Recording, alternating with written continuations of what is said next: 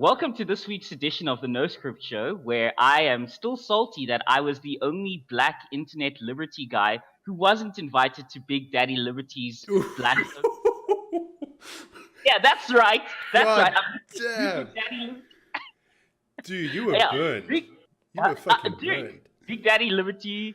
Who else? Duma got in. Mpiaki got in, but me, no invite for me. So you know what? Rap beef. It's on now, Big Daddy.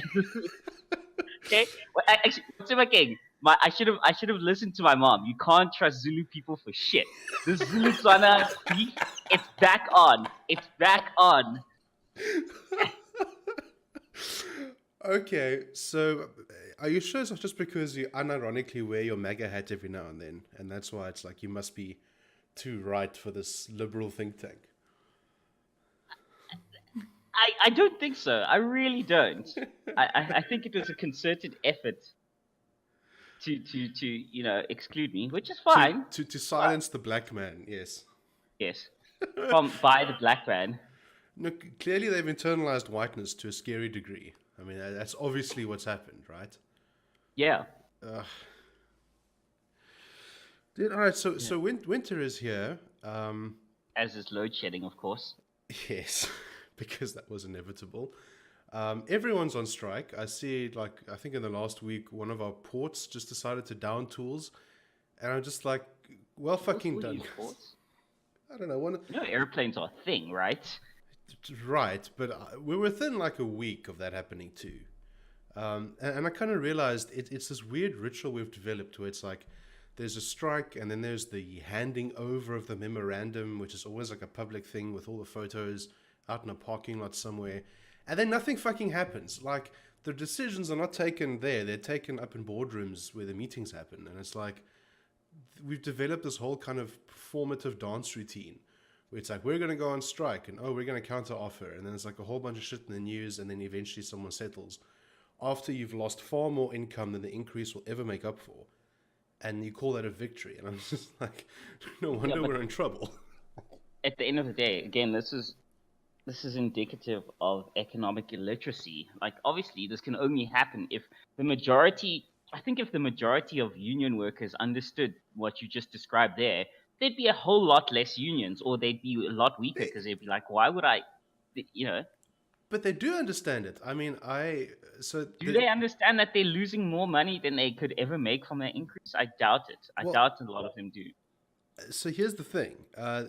There's actually two kind of points to this. And the first one is that during the sort of the platinum strikes that crippled our mining sector a couple of years ago, I mean, after the first couple of days, people wanted to go back to work. But there's these very militant people in the unions that will threaten, bully, beat up, and kill people who go against what the union says. So there is that element of coercion. But the other thing, which is even scarier, is that I saw in the last week a bunch of municipal workers went on strike somewhere. I think it was in Pretoria. They tipped over rubbish and set things on fire and broke things. And then after the strike was resolved, it turns out that they also resolved to give them all back pay for the time that they were striking. So it's like they went and caused a bunch of damage and then got paid for it. And I'm just like, wow, is that where we are now?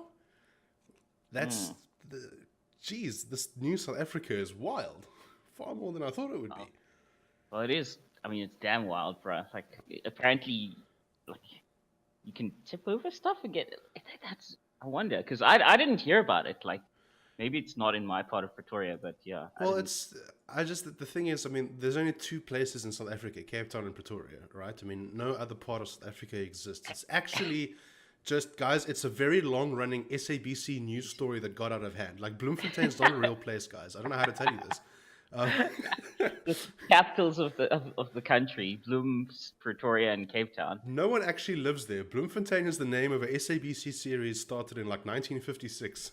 It's just For those of you who are from foreign lands or are too young for me to date, let me explain what Bloemfontein is. Bloemfontein is our country's judicial capital. That is to say, our country has three capitals: the judicial capital, the parliamentary capital, I believe, and the executive capital, where the president actually sits in our quote-unquote White House.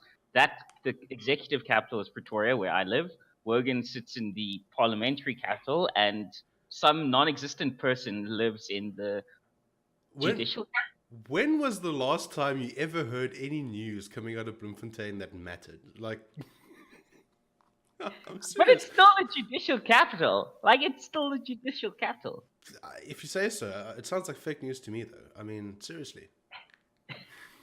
Well, apparently now you can get people killed over fake news if our MEC of Education has anything to do with it. Oh fuck yeah! He taught us a great lesson that you can post an obviously fake screenshot and get somebody harassed over it, and it's just like Yes, wow, and then not apologize either. Like just like he's not apologized. It's obviously faked. He's posted. For those of you not in the know, our MEC of Education in Gauteng has posted. What was it? It was a fake WhatsApp screenshot.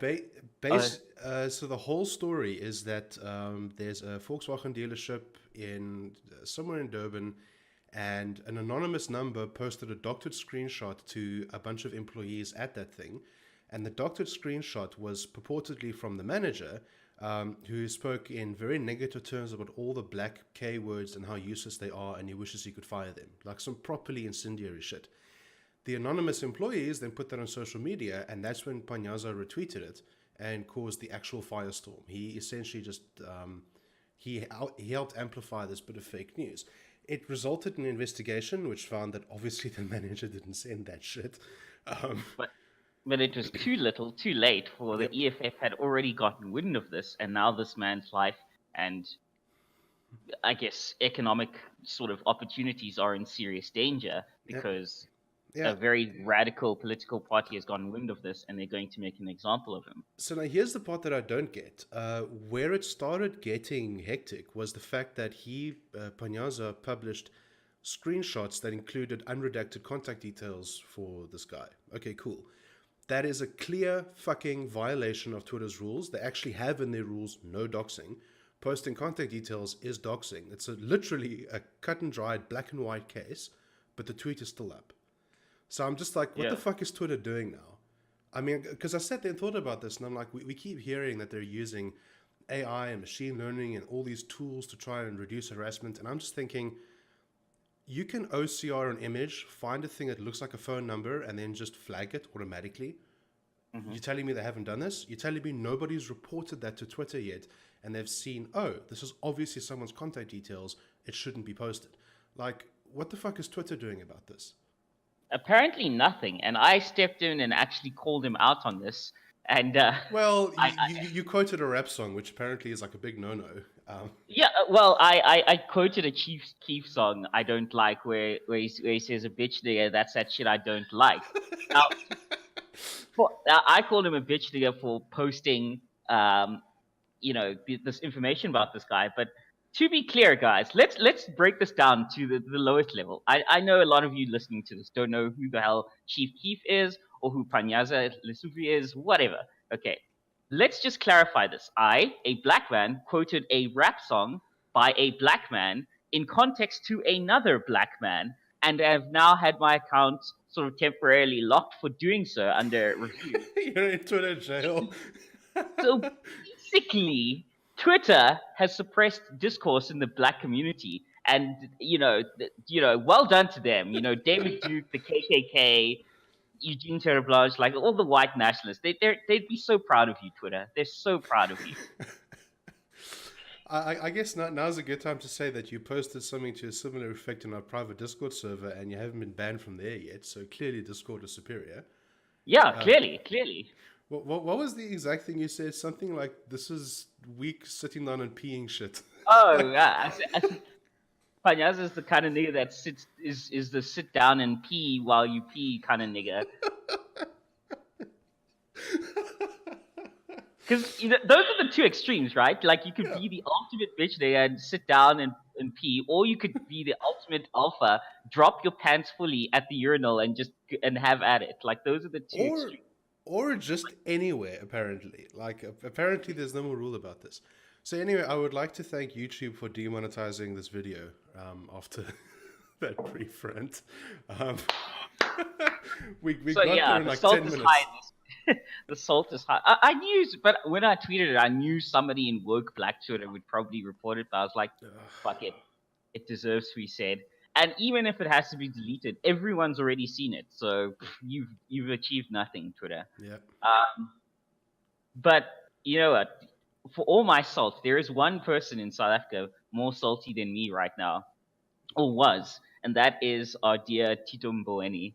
Oh God. What? What now? Like what? Where? I was referencing him, like all his tweets. Did you not see his tweets about you guys aren't respecting President Cyril Ramaphosa enough? The day that man does something worthy of my respect, I will honor his title. He's Until then, fuck him. Like yeah, seriously. fuck him. Like he kept tweeting about what was it?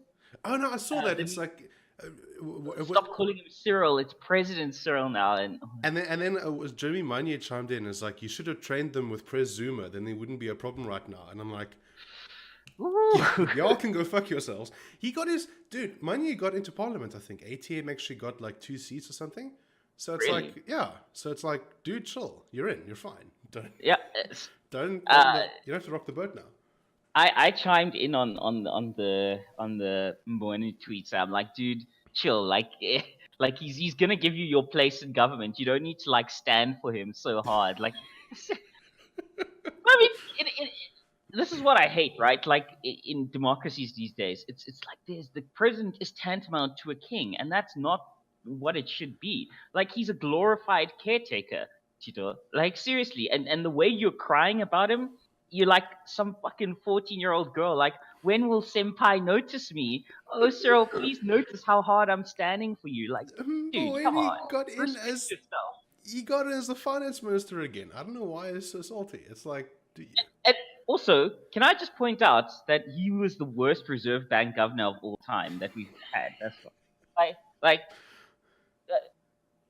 honestly, I can't. I don't. A rapper that just got rich off of one song with a ringtone song that he made is better with money than Tito. I promise you. He's like, yeah, I think Tito should reserve the salt for his backup career as a Twitter chef. It's like, yeah. I can't. It's like, on the one hand, it's like, sure, we all have to eat, and it's cool that you cook. But on the other hand, it's like, so you're just gonna tell all of us what you're eating, like some kind of basic Instagram girl. Like, is it seriously what you're doing? Pretty much. He's gone to the AOC school of what is it of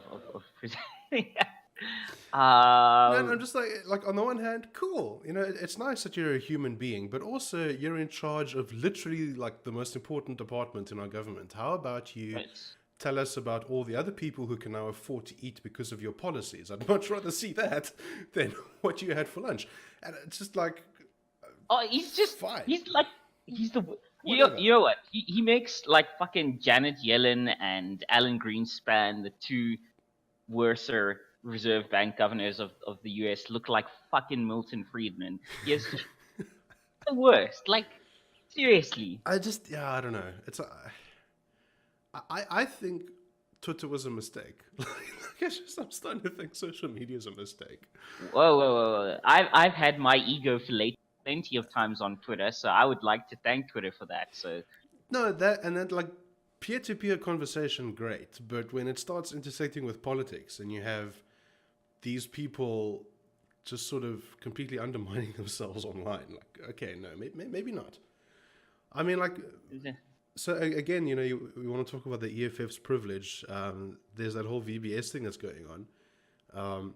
And Malema recently tweeted, it's time to go for the kill, fighters. And I'm just like, wow. Okay. On Twitter. And it's like, it must have been reported by now, but, it's like, okay, you're just inciting violence there, like, directly. And, that's it. And then my favorite thing is always, in a lot of these rulings, because the SAHRC is not doing their jobs either. They're like, oh, there's a whole lot of nuance and metaphor behind these words, and he doesn't mean what he says he means. And I'm like, does the average illiterate EFF supporter understand the difference between a call to arms and a metaphor? I don't think so. And that's not a slight on them. I actually feel in a way sorry for a lot of the more illiterate sort of ANC and EFF sort of acolytes, because at my core, I'd like to believe that they would make slightly different choices if they were more economically and politically literate, right? if they knew like the consequences of some of their policies and things like, I don't see them doing that. It's Yeah. like I said. I mean, my mom's is been an auditor for years and all that stuff, and I'm fortunate enough to know a great deal about money and law and all that because of the family I come from. But there's still a lot of guys out there who will live in Soshanguve or Alex or whatever, and the first thing they buy is their 3 Series, not a better house or anything like that, or thing. And they don't understand the concept of a depreciating or negative asset, and it's just, yeah, It's it's hard. yeah, it's I'm conflicted about that, right? Because on the one hand, it's really stupid to do things like this. Like if you're going to spend large amounts of money, especially if you're going to get into debt, the only good debt is if you're buying something that'll, pay it back later on, like an education or a business or something like that. Like if the debt is a risk with a potential upside that's far greater than the debt, then good, you know. But to buy a car, really? So on the one hand, it's like that sucks. On the other hand, the fact that people keep getting into debt is about the only thing that's going to keep them showing up at work. I mean, South Africa, I really do think that there are more South Africans that would prefer not to be economically productive at all if they could get away with it. It sounds like a cynical old white man thing to say, but I'm struggling to Yeah, find I evidence can to the see. contrary. Like, I can see like the old white South African flag like forming in the background of your room right now. it's No, like but I get let's you. make South Africa great again. No, like it's this thing where it's like on the ground. I mean, there's a conversation I can't get out of my head. Many years ago, I'm standing at the train station in Rosebank, Cape Town, because for some reason we also have a Rosebank. It's like 10 buildings in a small university. There's a Rosebank in Cape Town. I thought Rosebank was in Joburg. Yeah, you see, we've got everything you have, but better. Well, look, nothing good is good in Joburg. Right? Everything's great. So like I'm standing there and I'm talking to this old lady who's running the tuck shop at the train station. It's this old Cape Coloured woman, and it's like she's run this for like the last 20 years. Like she's just kind of been at that station pretty much since it was built. So she's kind of knows everything about the area. And I mentioned to her that, yeah, we're trying to find someone to renovate my apartment, and then she kind of launches into this whole thing about some useless cousin who is a very good painter but refuses to work a 9 to 5. And it was like this whole conversation about like he can do the work and he needs the work, but if his employer doesn't let him take like a 2 hour lunch break on Fridays, then he won't sign the contract. And I'm just like, wow. And that's stuck in my head ever since, that there are people out there that would much rather not work, and the government's encouraging that to some degree. And I get why they're encouraging it now. Um, I'll have to link to this on this episode. There was a short conversation between Russell Lamberti. I don't know if you've seen him on Twitter. Yeah, the name rings a bell. Yeah. Yeah, Economic Advisory. Him and someone from ShareNet, and they had a conversation about like politics and the economy. And Lamberti kind of framed it in what I think are perfect terms. Like the reason that things are like this is that there's this elite that orbits around sort of the ANC and government. That's maybe a couple million people, and the rest be damned. When it comes to politics and economic policy. So it's like when you framed it like that, it's like, okay, shit, this actually makes sense. We have an elite ruling class, not unlike like the period leading up to the French Revolution, but let's not talk about that. But there's this kind of Except instead of guillotines, we'll be using necklaces. oh god, can you imagine? Can you imagine a mass necklacing? Like just yeah, no, but Sorry to divert for a second. no, I mean, my family, grew up in certain points of Pretoria, and I lived in Karango for a while, and mums and all that. And when I was a kid, was unfortunate enough to not witness a necklacing, but witness the aftermath of a necklace. Well, it had been, but the smell that lingers after somebody. For those of you who don't know, what we're talking about necklacing is a practice that came out of, shall we say, quote unquote, revolutionary South Africa, whereby they would take people and execute them by virtue of putting a tire around their neck, filling it with petrol, or as the Americans say, gasoline, and dousing the rest of them in gasoline and lighting them up. And I was, I guess, fortunate or unfortunate enough, depending on how you're looking at it, to see the consequences of that. Well, the body had been removed for the most part, the parts that weren't sort of sitting around on the road. But I will never forget that smell, Oh yeah. rubber and flesh, and it's horrific. So a mass one would be, Yeah, yeah. yeah, and I'm just like, and this is kind of where we are now as South Africa. And there's this elite for whom there is no like recession. It's just evergreen because their whole thing is they get positions in government and big companies, and that's just fine, and everyone else is kind of screwed. And it's like, at some point, do they keep scapegoating the whites? Like I'm exhausted with this now. I'm honestly sick to death of this narrative because all the white people with money have left.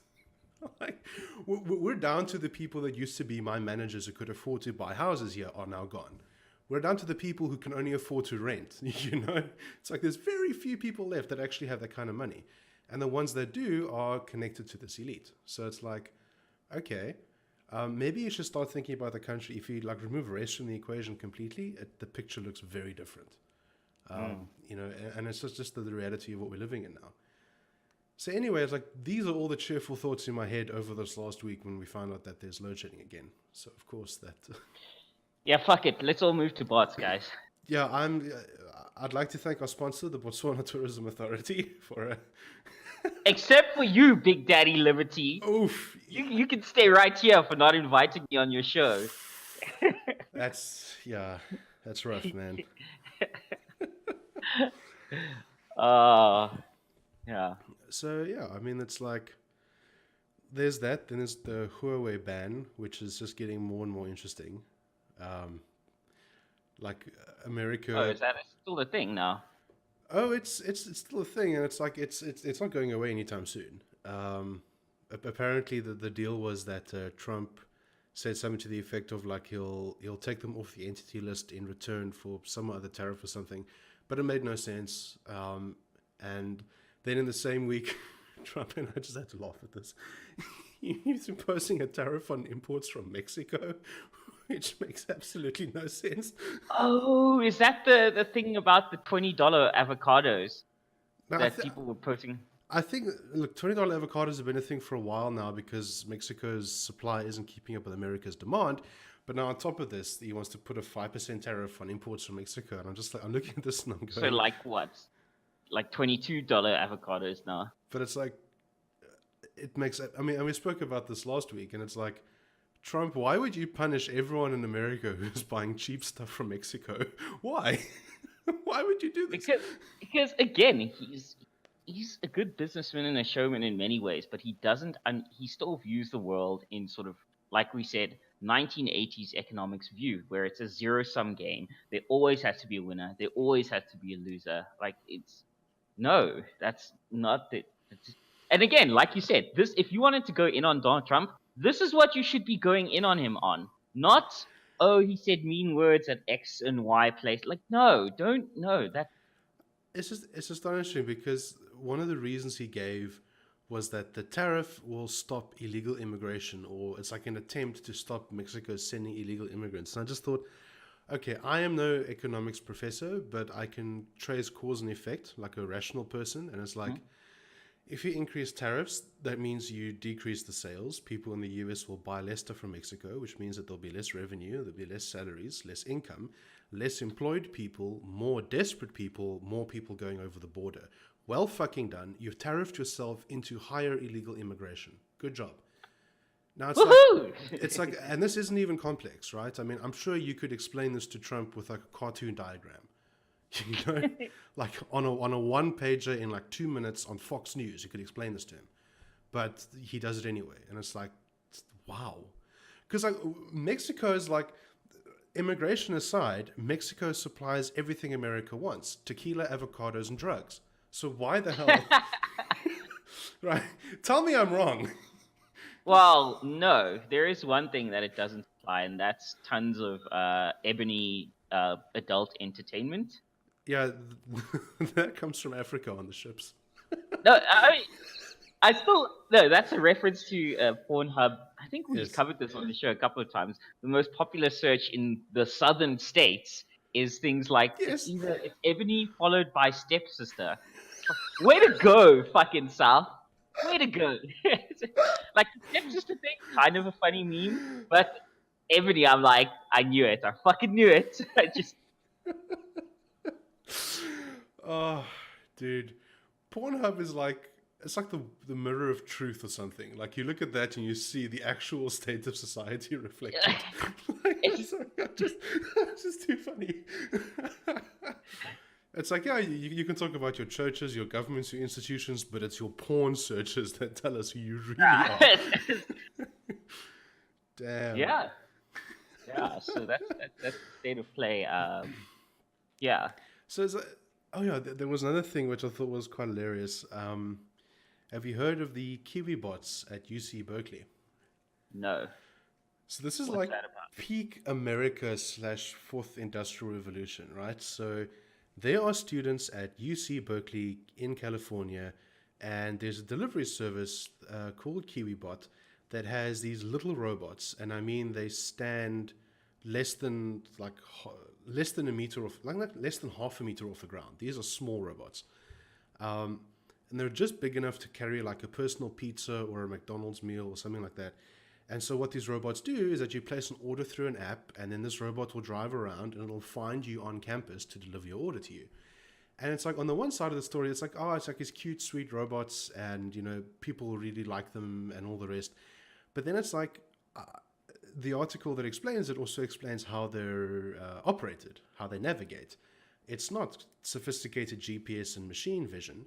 All those robots connect over the internet to an office somewhere in Colombia where a bunch of people earning above minimum wage are directing the robots manually by setting waypoints constantly. What? And I'm looking at this and I'm going, okay, it's a proof of concept. And they said that scaling it is going to be difficult and there's like a whole bunch of other stuff. But I'm just here like, there's people sitting in Bogota somewhere probably earning above the local minimum wage, which means it's still below $2 an hour, to sit at a desk and look through the eyes of these robots and navigate people's fast food orders to them on a university campus. Now it's like so many thoughts come up at once. First of all, this is for IR, like up the wazoo. Like seriously, Hunger Games for due.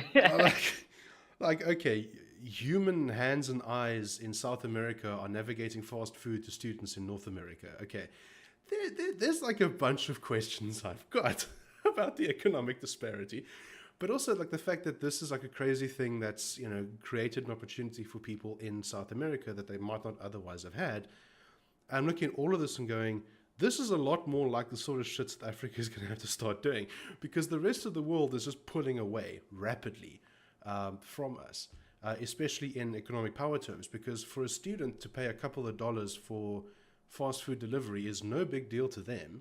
But it is a big deal to somebody in a South American country who's navigating it to them. And I'm just like, this whole thing is like dystopian, but also inevitable.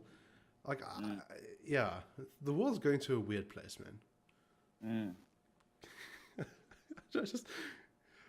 I love that.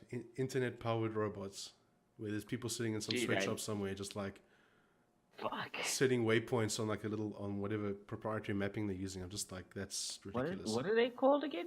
KiwiBot. KiwiBot, yeah. They should have called them Robotnik bots, because Dr. Robotnik used to put little animals in this.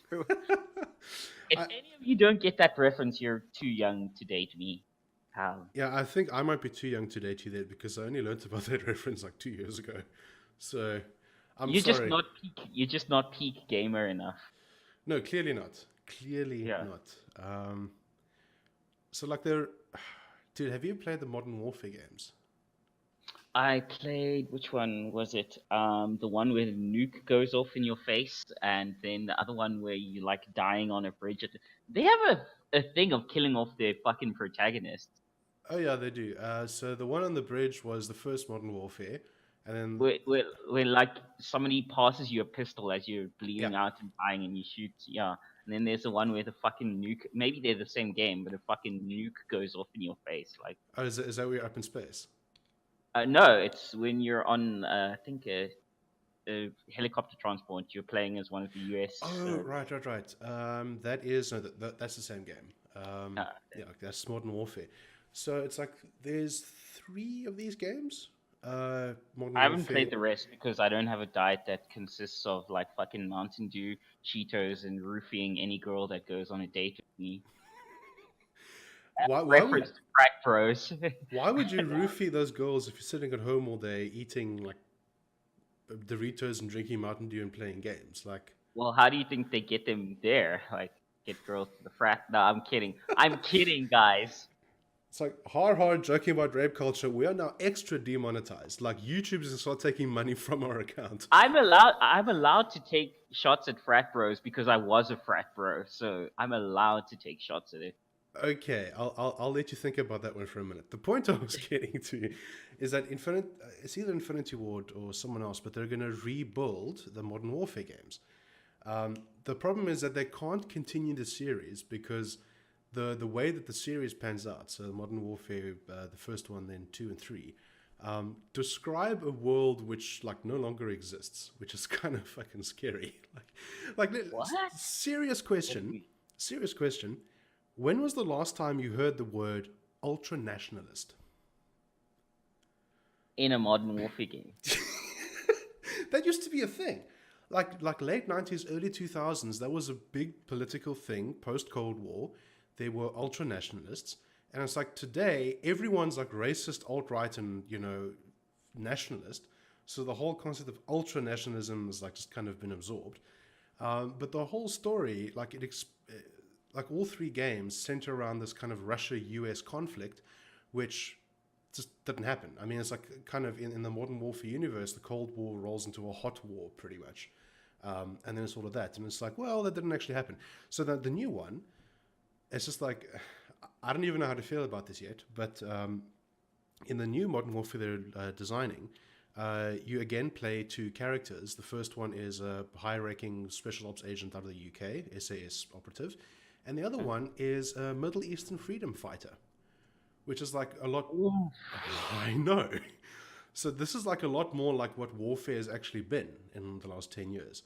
And I'm just like, and one of the things I said is that, that they're obviously still, it's a Modern Warfare game. There's going to be lots of shooting, lots of destruction, but they want players to come away with a little bit more empathy for the situation these people are going through. And on the one hand, it's like, empathy is nice.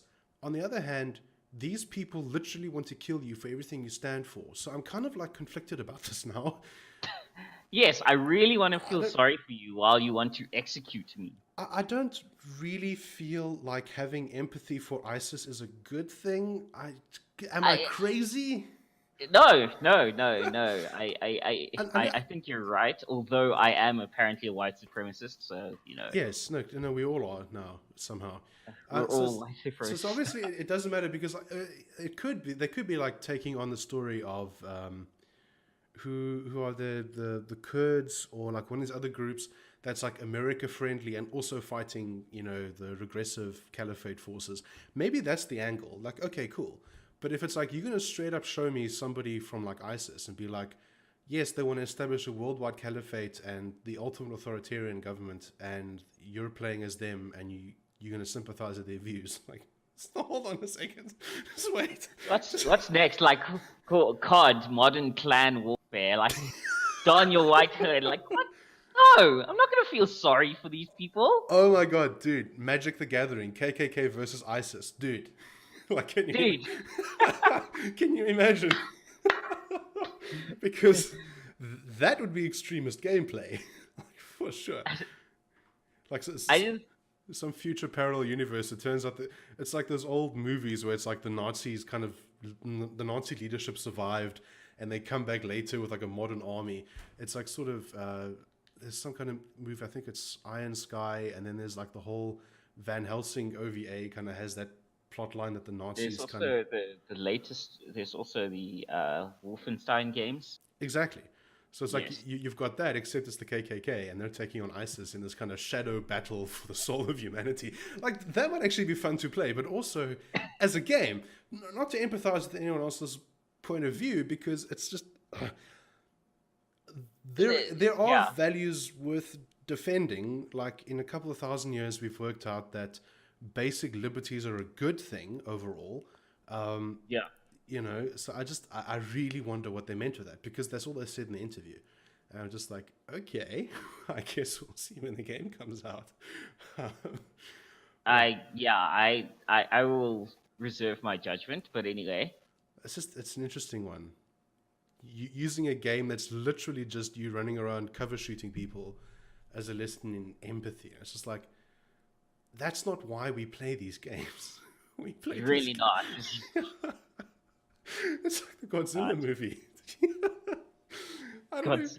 I don't know if you saw this. Do we Apparently, need another Godzilla movie? oh no, we definitely do.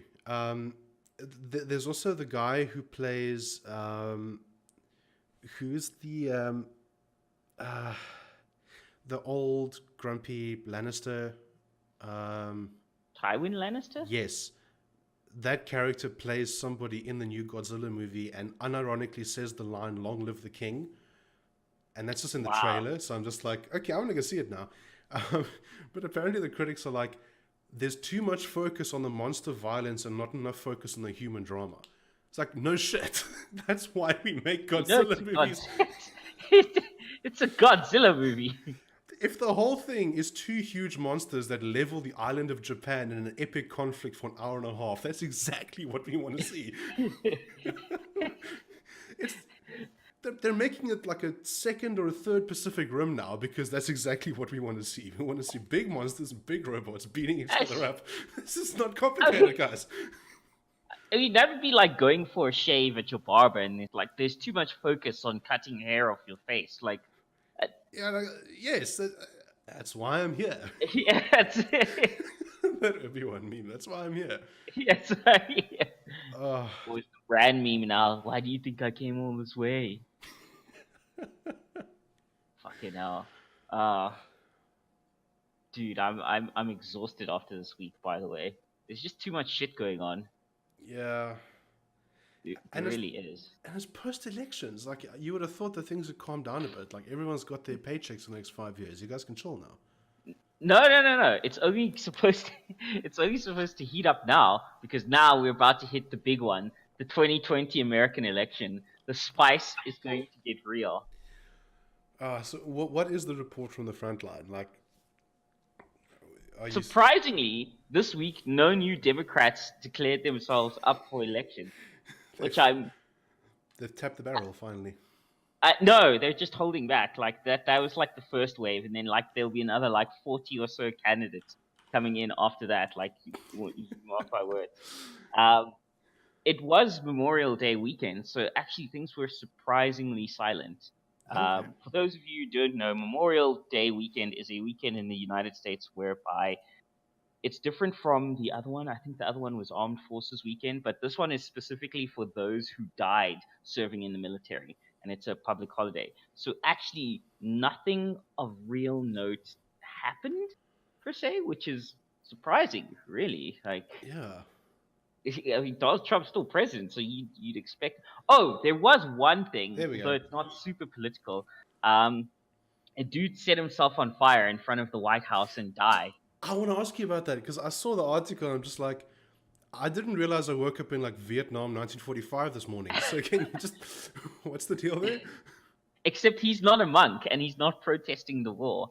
Um, Did you the just say dude, that? Okay, I need to hear this. What's the deal? the dude in question is some dude in his early 30s. Yes, Donald Trump was working in the White House at the time that this occurred. Right? Uh, so he's a dude in his early 30s, and apparently he got high off a mixture of angel dust and synthetic weed, and he was just fucking tripping balls. All Like, right. I've seen the video in question, and he's not a trained monk. He's just an average 30-something-year-old dude, and he just lights himself fire. He's murmuring something unintelligible, but as he lights himself up, he doesn't show any form of like being in pain or panic or anything like that. He's just standing, walking around, like people are freaking out around him, and then the Mm-hmm. police obviously rush into the White House lawn and just like douse him out. And he apparently died later in hospital of his injuries. No duh, the dude's like a giant human candle, and yeah, that's the gist of it.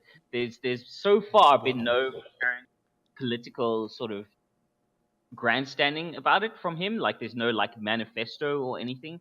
It's apparently, as things stand now, just a dude who is fucking high off various drugs and just lit himself on fire. So just one epic bad trip, like Yeah, pretty much. God damn. that is bonkers, and That is bonkers. um, And yeah. like by now, I'd kind of expect ISIS to be like, "We did this," you know. We radicalized this freedom fighter to, and it's like to do what? Like, I have no idea, dude. but I I mean, have no. look, if you wanna take a lethal combination of drugs and then light yourself on fire for no reason, I mean, go for it, I guess. Yeah, No one's gonna stop you, but also, wow. Okay, so obviously just not in the right frame of mind there. no, he was just yeah, just oh, and of course, there's people losing their minds about Robert Mueller. Mueller. I still don't Mueller, isn't understand how. it? Is it Mueller? Mueller? Mueller, Mueller, surely. The Mueller. Yeah, Mueller. Robert Mueller, the man who was supposedly going to slay the dragon that is Donald Trump, has come out finally and said he's not going to testify um, against Trump in the thing. He's the guy who did the investigation, the whole fucking wasteful, fruitless investigation. And he basically came out and said, "Listen, guys, it's not in my purview to think." And he's not technically supposed to because Hmm. it's an investigation, not a prosecution. There's a whole legal fandango around it. But basically, what you need to know is the person doing this investigation was just supposed to report findings, Hmm. and he basically came out and said, "Listen, guys, this is what I found or failed to find. I am not going to be a witness against Trump because I don't feel there's a need to. I've given you the evidence. If you wish to try impeachment proceedings, here is the roadmap to do so, but Hmm. I will have no part in it." And the Democrats are losing their fucking mind. They're like, he's scared. Trump has something on him. He's scared. Or something. He's been paid off for boy. I'm like, fuck me. Hold on. Let me be fair. The Democrats, except Nancy Pelosi, are losing their minds. Nancy Pelosi is the only Democrat, for the most part, who doesn't want Mueller to testify, nor does she, as far as I can tell, want to actually try to impeach him. And I think that's smart politicking because she's been in the game for a while. Because she knows if they start these impeachment proceedings, especially right now, there's going to be an uproar. It's going to fan the flames for Trump, and they're going to be like, okay, the Democrats obviously just want him out, even though there's no evidence. Yeah. And yeah, people are going to come out in force and vote for him. Whereas the younger Democrats like AOC are like, yeah, it's a cover up. You know, we've got to impeach him. We've got to, I love. like, It's like they declassified the information as part of a cover-up strategy to distract people. Really? That was yeah, like one of the things. I'm just like, guys. All right, so he went in to slay the dragon. He ended up laying the dragon. Good. yeah, And that's pretty much now where we are. yeah. So and now Nancy Pelosi, old Nancy, is stuck saying, okay, guys, no, please don't try to impeach him. It's only going to make it worse. It's only going to make us look like the only thing we want is to take down Trump. We don't actually care about principle. And the Democrats are like, fuck that, impeach time. I'm like, It's like, do you do the Democrats, like the Democrat support base, do they realize that just because you can quickly change the channel from Game of Thrones on HBO to the news doesn't mean that they're the same thing? Like, the world isn't about having the hero you root for take down the villain that you want to slay, because I don't right, know, dude. Like, it's like, guys, there is no Jon Snow, King of the North, who's going to ride out of nowhere and cut the man's head off. That's not how this works. So like, no, so like, because there were two bits of data in the last couple of weeks. The first is that there was an article in the Financial Times about the fact that Trump's administration has very quietly and very reliably reduced the amount of regulations in the US that pertain to businesses. They've issued far less new rules than the Obama administration did, you know, year on mhm. year. Manufacturing confidence is up. And it's like there's all these things he's doing right behind the scenes. And then I think in the last week, it was Gallup or Pew or somebody came out and said, Trump's approval rating is now sitting at 48%, the highest in his presidency so far, meaning that it's improving. So it's like, okay, yes, if you now go push for impeachment and you kind of have to explain the fact that, well, Trump has actually brought down the unemployment rate in a very real way, it's like, okay, what now? It's, again, like, or at least I think, I obviously can't read Nancy Pelosi's thoughts, but I think she's experienced enough to realize that if she goes with her younger base and does the whole impeachment song and dance, people are going to very obviously see that this is very obviously just about the man. It's Yeah. just about him. And that's What's not going to be something you want this close to his. Yeah, it's like what's the phrase? Orange man bad. Like that's Yeah, yeah. that's the core thing.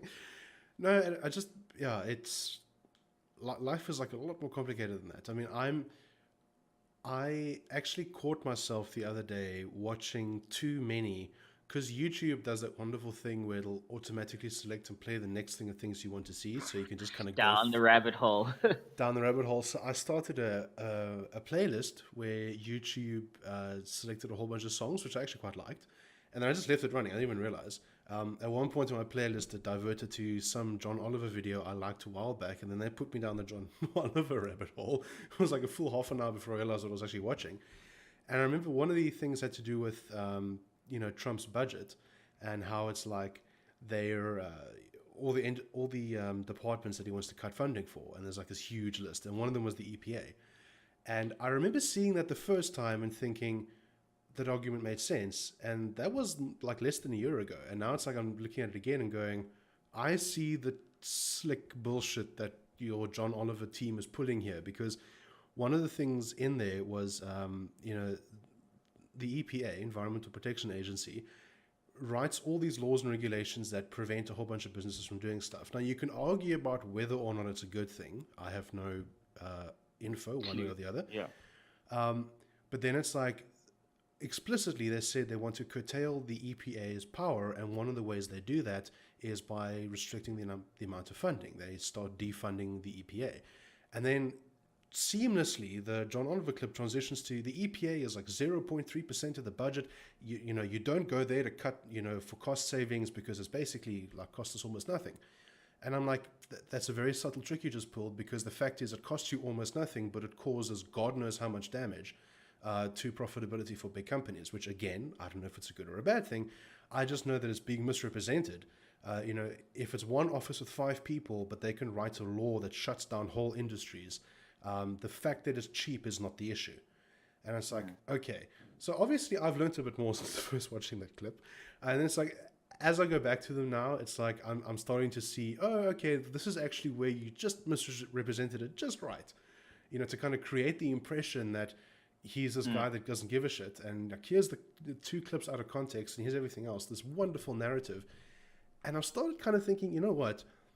And I tweeted about this earlier in the week, like it's a legitimate worry that I have, is that we've turned our news into entertainment to the point where fantasy and reality are like the same thing. Right? Is it just me? Because it's like quote unquote satire about current affairs will have people believing Trump is a fascist dictator when he's not. And it's like people obviously cannot tell the difference between fact, opinion, and satire anymore. So it's like, are we all just now in this fantasy parallel universe? Because it seems like we are. Right? No, Is it just me? Or am I going crazy here? I feel like I'm going crazy. no, there's nothing more to say on that, really. That's the point. I mean, that's why I guess a lot of alt media and all that stuff, as they call it, is becoming the primary news source for people. Like shitty little, short YouTube shows or podcasts or whatever. This is where people are getting their news, because somehow that's closer to objective reporting to something than anything else. Like, No, it is. Our World in Data is this great website that tracks actual numbers. They published a report a little while ago comparing the causes of death in the US versus what people search for versus what the mainstream reports on. And it's like chalk and cheese. Like the stuff that's actually happening. I mean, like the one that stands out the most is that in the period in question, like 30% of the coverage on death on like both channels, Fox and CNN, were both like terrorism was like 35% in terms of the reporting weight, when the actual death is like 0.005% or something like that. And it's like, Right? right? And then you look, so there's this huge imbalance between the reporting and the reality. But then what's interesting is that the Google search trends are a lot closer to reality than what the news is. And if you take the Google searches as a proxy for alternative media, meaning that you're deciding what you want to learn about, you're not just letting the news decide for you, then alternative media is getting more things right more of the time. So, yes, this is the future now, man. Uh, well, so be it. I say then, like, so be it. Honestly, Uh, yeah. yeah. So I've given up on everything and I'm watching the James Bond movie collection again. Like I'm done with news. Hey. I really need to set up all my media. I need a new TV actually, which I will pick Yes, you up do. at the handy dandy Take a Lot pickup point. Oh shit! Yeah, you were in the future. So describe this future to us. Now's a great time to talk about our sponsor, Take a Lot. No, I'm kidding, guys. We're not sponsored by Take a Lot. Take a The Lot Coke would not one. sponsor a show including sex bots and self-immolation. Okay, like just we're not the brand for them. But carry on. Bruh, it'd be wild if we were.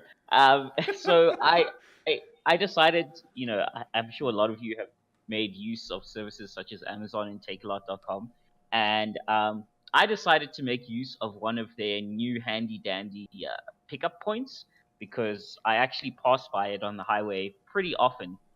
And the concept is not a new one. There's Macro, I think, had little pick up drop off points at places. But this one takes it to a whole new level. I've ordered a bunch of stuff, and basically what happens is you can select whether you want it delivered to you and or whether you want it on a pickup point. And I think it has a novel use because sometimes you're working at a client during the day or something, or working somewhere where it's not easily feasible to have something delivered to you, and you can't be home in time. Whereas the point I got it from was open from 6 in the morning till 8 at night. So that's damn handy. And so you indicate you want to deliver to a pickup point, and you indicate which pickup point, and you get a SMS and or an email with a QR code and a uniquely generated number code. And I arrived there, and you have maybe 5, 6 people working there. The rest of it's pretty automated. And they just tell you to scan in the QR code you got in your email or type in the code. And then it brings your name up on the big screen. I think I tweeted this a while ago. And it brings your name up on the big screen and tells you what order you're in. Like if it's only your name, then obviously you're the only person up next. I was lucky, I was the only person there. And you just chill there, nice little giant, very futuristic, slick, modern looking interior design. And literally all you have to do is wait there until this giant fucking conveyor belt tornado thing just winds down your order. Dude picks it up in a trolley and brings it to you. That's it. Like it's that simple, and then you're out. Nice. Like so, conveyor belt drops off your order, trolley to you. Here you go, sir. Bye. I'm like, It's like I love how excited you are by the idea of reducing the amount of human contact required in the whole purchasing process because it's like the website, no people, the payment, no people, the collection, one person doesn't even have to talk to you. I don't need you to talk to you about the weird shit I'm ordering online. Come on, man. That's on me. you know, if I want to order like some sort of sexual toy, that's on me. Okay, what happens in my bedroom is on me. Actually, I for the first time, there's a store in the UK, Argos. It's a chain. I don't know if you ever heard of them. I actually have Yeah, yeah, it's like Argos. Their whole thing is that sort of like Tesco's type thing. with a huge difference. Argos doesn't actually have any storefronts. What they've got, their whole business was a catalog. It's how it started way back in the God knows when it's like actual paper catalogs and you'd send in an order or whatever. But then with modern technology, they've got the website you can order, and then all the stores you go to are just pickup points. So you just walk there with your slip and collect your package. But the favorite thing is that they have actual retail outlets where the whole store, you just walk in and it's basically like a bunch of rows of iPads with the Argos catalog. It's like there's no merchandise anywhere. You just go to the iPad and place an order like you would online and then collect your thing when it's there. And I thought about that, and my first thought was that seems so inhumane. It's like, where's the whole retail experience? And then after I used them like twice, I'm like, shit, this is the future, man. It's like fast. I don't have to talk to anyone. I just Because that's the thing, right? It's not that I hate human interaction. I think I'm actually a pretty gregarious guy. The Yep. problem is that I don't need to talk to you while I'm picking up fucking toilet paper, man. I don't need you to judge me. While I'm making my poop accessory purchase, I do not need to make small talk with you. That's not. I'm more than happy to chill with you online, like fucking at the bar, whatever. But this is not it. Like this is me time. This is me picking up my stuff. Yeah. I think we're doomed. We're doomed, man. Society Nah. and civilization, we're just doomed. It's like the robots will come and I don't even think we'll notice. Like a lot of us are just not going to be aware of the fact there's suddenly robots. We're just going to be like, it's weird. I haven't had an argument with anyone in a long time. It's like, that's because everyone you dealt with is an AI, It's all good. It's all good, man. Like as long as I can finally have my showdown with AI, Elon Musk, to end our long-standing and very public and bitter rivalry, then it's all good. Right. Very public. As in, I haven't seen any mention of that anywhere ever. He's using his money to cover it up. He's using it to cover it up. Elon knows what he did wrong, and him and I have had a very long-standing, very bitter rivalry. Right. Of course you have. No, I completely buy that to be true. Oh man, so it's like we're entering winter now. So has Eskom announced? Let me just check their actual load shedding schedule if they've announced one. Oh yeah, boy. Because I don't even want to know. Let's just check. If I go to their website, it says that they're currently not load shedding, but we do have 8 stages now. So good job. Oh yeah. So what's the verdict then? How little power do you get? The Eskom is shedding CEOs more than it's shedding power at this point. It's like a new CEO every 9 months. What was it? The CEO who retired, he said due to unreasonable demands. It was unimaginable demands. Unimaginable demands. On his What health. exactly? On his health. Like what? You had to get up before 10 a.m. and do some work? Is that the requirement, bruh? Because I imagine I have to write code and have to deliver a software package and then deploy it. I'm like, I'm not going to deploy due to unimaginable demands on my health. Like, what? No, bruh. It's like, I saw that and the first thing I thought was, oh, he's going to go to the power stations and crank the turbines by hand. Is that what you mean? Because yes, that I will buy as an excuse. Imagine how jacked his arms would be. Oh no, After for that. sure, dude. You could give Terry Crews a run for his money. Like, he'd be Definitely. jacked. Terry Crews, The Rock, get out of here. Eskom CEO, bruh. Jacked. Yeah, Mr. Hadebe will fuck you up with these. And he'll probably call his arms Kusile and Madupi, right? Because that's Yes! That'd be amazing. That'd be amazing. I would pay to see that happen. yeah. Well, okay. There's quote unquote no load shedding, except there definitely will be, because it's winter when power usage goes up, and we get to deal with this. I've actually been wearing like jerseys and stuff around the house, trying to avoid actually using any heaters. Dude, I'm wearing a onesie right now, and you can confirm this because you can see me. Yes, it is like peak white people's onesies. Like, I don't know. No, this is actually a dinosaur onesie. It has a tail and everything. Oh, right, the tail. I actually had to move the tail so I could sit down. It's a weird feeling.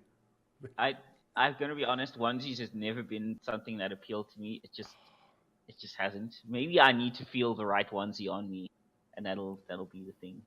Yeah. Yeah, So yeah. it's just, for the record, I'm dressed like a black and purple dinosaur right now. So Which matches your avatar pretty well. I know that it does.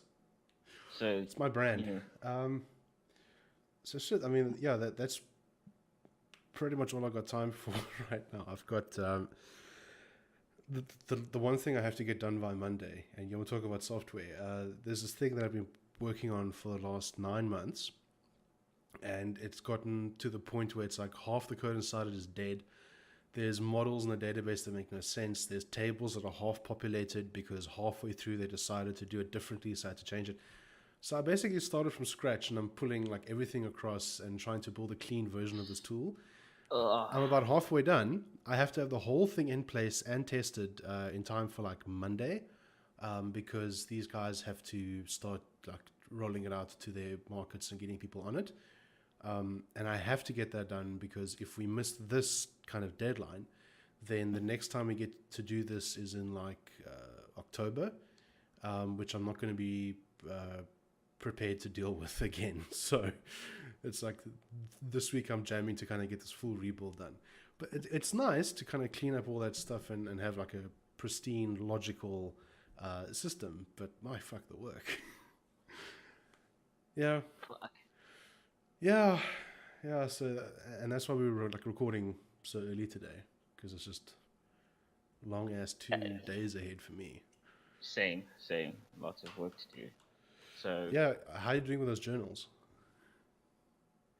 holy crap, there's so much reading to go through. Like any one of you done any sort of like postgraduate research, guys, like it's like a weird sort of masochism. Like you just like sit through halfway and you're like, I know that I enjoy this. This is something that I've chosen to do, but geez, this is painful. Like it's just like It's like I'll quote you Thursday at 8:51 p.m. Quote, honestly, fuck being a scientist. End quote. Like, that's right. That's what I said. yeah. On, Hashtag on, Wotan 2019. Like, hashtag Wotan. Well, hashtag free Wotan at the free my nigga Wotan. He didn't do nothing wrong. but it's like if I go to your profile, it's not even like suspended or anything. It's like if it was like obviously blocked, I could do something, but it looks like you're online. It's just obviously you've been shadow banned or jailed or Jailed. This is and this is what I hate to be like, but this is where I admit like the fucking Alex Joneses of the world were right. Like this is an obvious like Twitter is obviously Jack is treating it as his personal fucking fiefdom. It's yeah. yeah. As much as I hate to admit it, the crazier part of the right is correct on this point that this is not a good thing or a good practice to do. No. Yeah. But we're stuck with it for the time being. All right, Yeah. so that's all from me. I am out. I have so much to do and trying not to stress myself into an early grave. As do I. And if you guys feel like tweeting hashtag free Wotan, I would appreciate that. Yeah, definitely that. Just as hashtag free Wotan.